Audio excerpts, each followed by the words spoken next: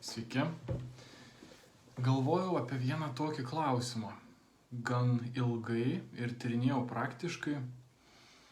Atrodo, jau daug metų buvo aišku, kad kas yra nepriėmimas. Mes kažko būna nepriimam. Ir gal kokių prieš 10 metų jau žinojau teoriją, kad reikia priimti gyvenime tai, kas ateina. Bet tai buvo teorija ir labai daug įvairių situacijų, su labai daug įvairiais niuansais atsitinka mums kiekvieną dieną. Ir tą teoriją, kad pritaikyti būtent savo gyvenimui ir įvairiom situacijom, reikia laiko. Ir reikia tyrinėjimo, reikia savianalizės, reikia darbo su savim. Tai šitą dalyką kaip nepriėmimas paskutiniu metu matau iš tokio visai naujo kampo. Iš visai naujo kampo papasakosiu pavyzdį, kad būtų aiškiau. Tarkim, atsitinka kažkas netikėto, kaip pavyzdys, man suskilo ekranas kompiuterio nešiojimo ir jisai nieko neberodo. Ir kas atsitinka? Tai pirminė reakcija yra toks pyktis, gal nusivylimas, pasimetimas, ką daryti. Nes iš tikrųjų kompiuteris kainuoja daug. Ir ekraną taisyti tai tas pats, kas naują kompiuterį nupirkti. Tai kaip aš save tyrinėjau šitoj vietoj. Ir tuo metu man jo labai reikėjo ir jo nėra. Ir galvoje pilna planų, ką reiks daryti vieną po kito, darbų, terminai. Ir tuo metu nebuvo taip, kad aš galiu nueiti į parduotuvę ir nusipirkti iš karto naują kompiuterį, ne? Ir plus tas kompiuteris buvo naujas praktiškai. Tai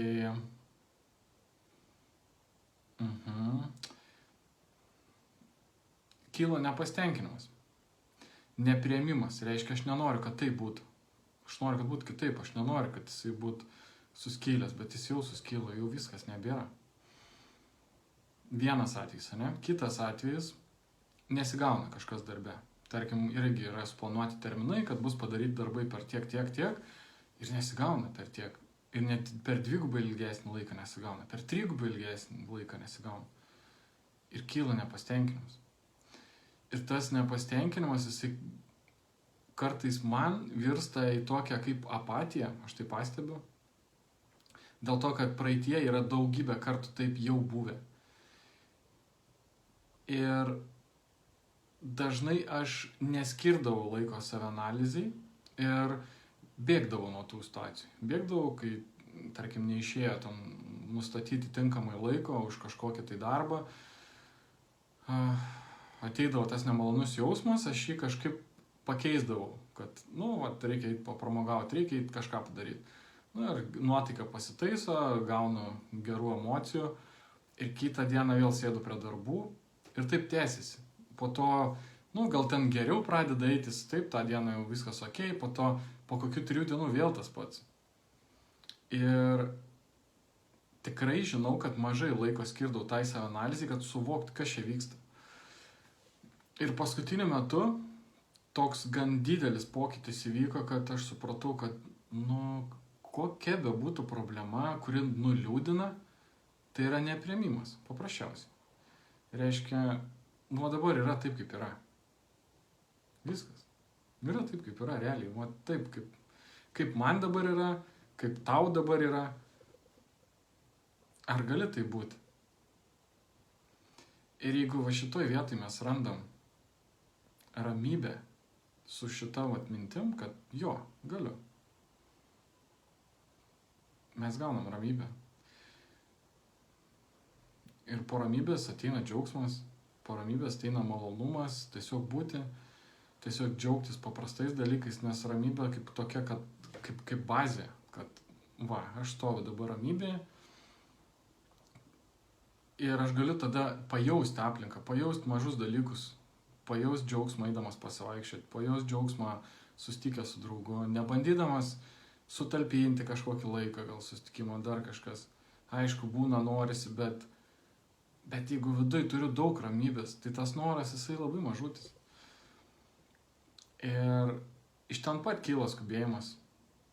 Iš noro padaryti kažką labai. Ta, ką mes esame užsibrėžę, tas, kas reikia padaryti. Ir tas skubėjimas atima ramybę. Kyla nepasitenkinimas. Ypač jeigu nepasiseka skubėti, vis tiek pavėluojam, vis tiek nepadarom. Tada jau gaunasi stresas ir įtampa. Ir aš suprantu, kad tik tada, kai yra priėmimas visko, kaip yra va dabar, yra taip. Ir pagalvojimas, kad gerai, o jeigu visada aš taip gyvensiu, galvo taip ir nugyvensiu. Ar jeigu aš tikrai su tuo susitaikau, man ateina tikrai didelė ramybė. Čia jau yra patirtis, mano asmeninė. Iš esmės viskas keičiasi. Nes yra daugybė dalykų, dėl ko mes esam nepatenkinti. Taip, aš kalbu už visus, nes, manau, daugiau mažiau visi turi. Tie, kas neturi, nežiūri šitą video. Ir taip, apie tai, apie tą ramybę.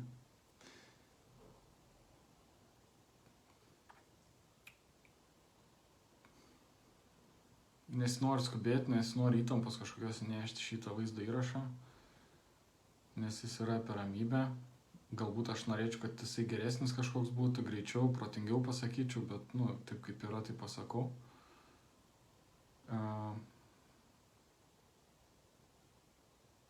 Bet koks dalykas, koks dabar jums yra įvykęs šiandien, gal įvyks rytoj, gal ten supliš batai, gal pamesit kažką, gal dar kažką.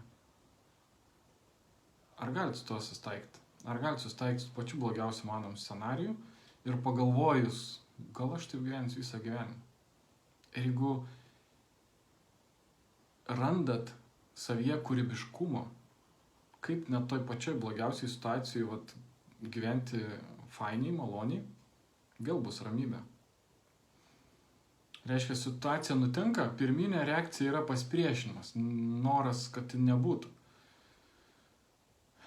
Ir aš ugdausi tokį dalyką, kad atsitikus situacijai būtų ramybė ir galvočiau, gerai, dabar taip. Gal visiškai netaip noriu, gal visą gyvenimą kitaip norėjau, bet atsitiko taip. Ką darysi? Tai nereiškia, kad mes neplanuojam, neturim kažkokių tikslų, neturim krypties, reiškia, taip visiškai, ten blaškomės. Ne, čia ne apie tai. Čia apie tai, kad tiesiog priimam ir bent jau suprantam, bent jau turim tą supratimą, kad kažkas atsitiko ir kai nėra tam pasipriešinimo, yra lengvumas, ta energija nesusidegina, nes tas pasipriešinimas iškart degina energiją. Degina energiją ir ne tik degina, jisai per pyktį išeina, per nepasitenkinimą, per kritiką, per įvairiais kanalais, iš kurių mes reiškiam tą. Net tada, kai yra nepasitenkinimas viduje, visi pokalbiai toj dienoj, visos mintis, visa kūryba, jinai su šituo atspalviu yra.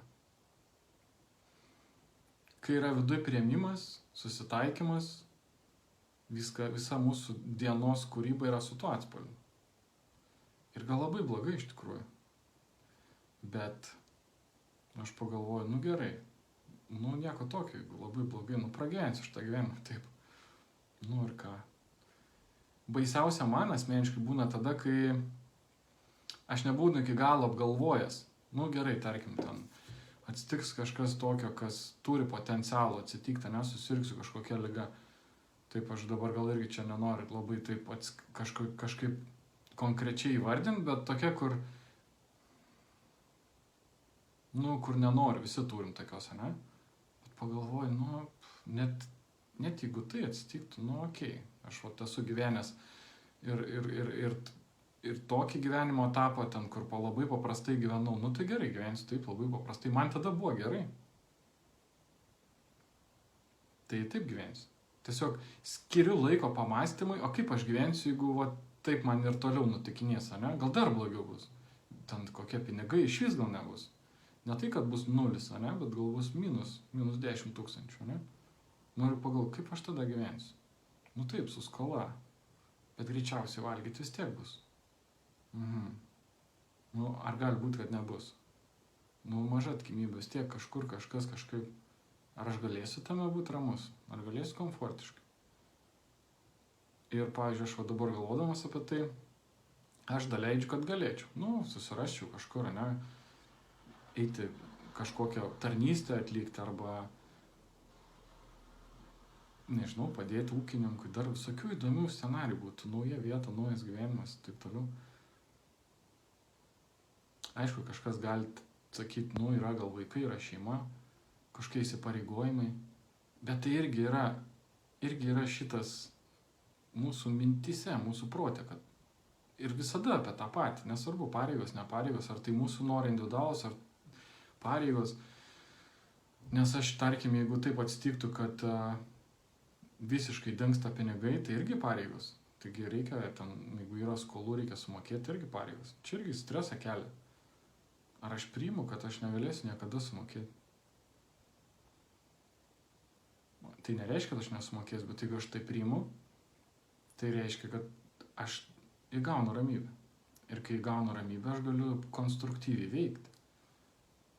Galiu vėl funkcionuoti kaip normalus žmogus. O jeigu stresuoju, aš tiesiog nieko gero nepadarau. Aš apie save kalbu. Jeigu aš stresuoju, aš visą dieną ten bandau kažką ten padarau. Ir visą energiją sudegina ne pats darbas, kurį aš darau, ne energija dedama į darbą visą dieną, kaip sakyti, išseikuoja, o stresas dirbant tą darbą išeikuoja energiją. Taip man yra ir tas kartais 1 valandos pyktis, stresas, dar kažkas išdegina visos dienos energiją. Daugybę kartų tai buvo. Tai tiek gal neišsiplėsiu, nors jau išsiplėčiu, bet norėjau išsakyti.